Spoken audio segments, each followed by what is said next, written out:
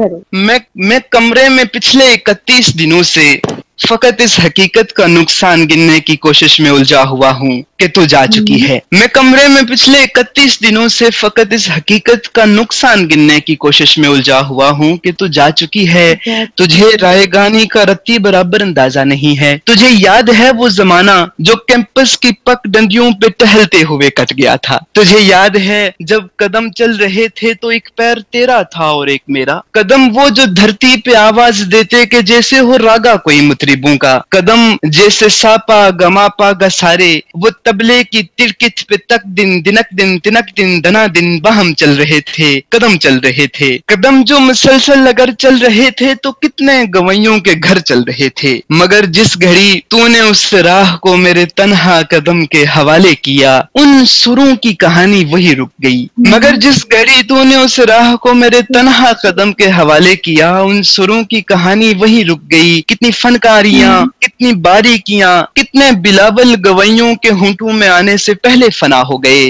कितने नुसरत फतेह, कितने मेहदी हसन मुंतजिर रह गए कि हमारे कदम फिर से उठने लगे। तुझको मालूम है जिस घड़ी मेरी आवाज सुन के तू एक जाविये पे पलट के मुड़ी थी वहां से रिलेटिविटी का जनाजा उठा था कि उस जाविये की कशिश में। तुझको मालूम है जिस घड़ी मेरी आवाज सुन के तू एक जाविये पे पलट के मुड़ी थी वहां से रिलेटिविटी का जनाजा उठा था कि उस जाविये की कशिश में यूनान के कितने फलसफी सब जमानों की तरतीब बर्बाद करके तुझे देखने आ गए थे कि तेरे झुकाव की तमसील पे अपनी सीधी लकीरों को खम दे सकें। अपनी अकड़ी हुई गर्दनों को लिए अपने वक्तों में पलटें, जियोमेट्री को जन्म दे सकें। अब भी कुछ फलसफी मेरे रस्तों में आंखें बिछाए हुए अपनी दानिश्त में यूं खड़े हैं कि जैसे वो दानिश का मंबा यहीं पे कहीं है। मगर मुड़ के तकने को तू ही नहीं है। मगर मुड़ के तकने को तू ही नहीं है। तो कैसे फ्लोरेंस की तंग गलियों से कोई डिवांची उठे,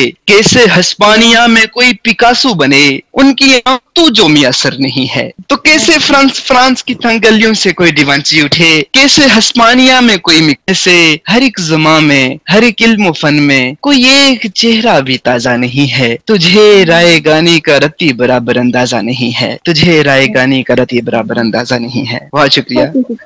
से शायर ने जो है वो रिलेटिविटी और जो हमारे पिकासो इन सबको अपने शायरी के साथ इनकॉर्पोरेट करके बिल्कुल इसको हस्बे हाल बना दिया। बहुत ही खूबसूरत, बहुत ही खूबसूरत। बिल्कुल बिल्कुल, मेरे ख्याल में यही शायरी भी मुझे बहुत पसंद आया, सादा सा, सिंपल। तो ये भी बहुत अच्छा, जरूरी होता है कि आप किस तरह से अदा कर रहे हैं। और आप हमारी नौजवान नस्ल को, आपके दोस्तों को, आपकी एज के लोगों को क्या मैसेज देंगे कि अदब से, ठीक है वो एकेडमिक क्वालिफिकेशंस उनकी बहुत हैं, अचीवमेंट्स हैं, तो क्या अदब किस हद तक जरूरी है? अदब में लिखना या पढ़ना या बैदबाजी, एलोक्यूशन, पोइट्री, ये किस हद तक उनके लिए जरूरी है? आप इसके बारे में क्या कहेंगे उनको?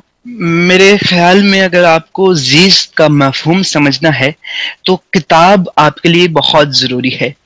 वो किताब किसी भी लैंग्वेज में हो सकती है, किसी भी शायर की भी हो सकती है और किसी भी जुबान में हो सकती है। लेकिन अगर आपने जीज़ का, जिंदगी का मफहूम समझना है तो आप किताब से रोशनाई लाजमी करें, क्योंकि अगर आपके पास एक किताब है तो आपको जीने का सलीका आता है, जीने का तरीका आता है, आपको गुफ्तगू आती है, बातचीत करना आती है। तो एक किताब आपकी जिंदगी में बहुत अहम किरदार अदा कर सकती है। और अगर आप, हर बंदा मसरूफ है आज के दौर में, अगर आपको वक्त नहीं मिलता आप हफ्ते में एक चैप्टर पढ़ लें, आप एक माह में एक चैप्टर पढ़ लें, लेकिन एक किताब अपने पास खरीद कर रख लें, वो किसी भी लैंग्वेज में हो, वो किसी भी ऑथर की हो, वो कुछ ना कुछ आपको सिखा के जाएगी। क्योंकि आजकल ये बात है कि जब से हमने, हमारे हाथों में मोबाइल फोन आ गए हैं तो हमने रीडिंग से थोड़ा सा अपना दामन बचा लिया है।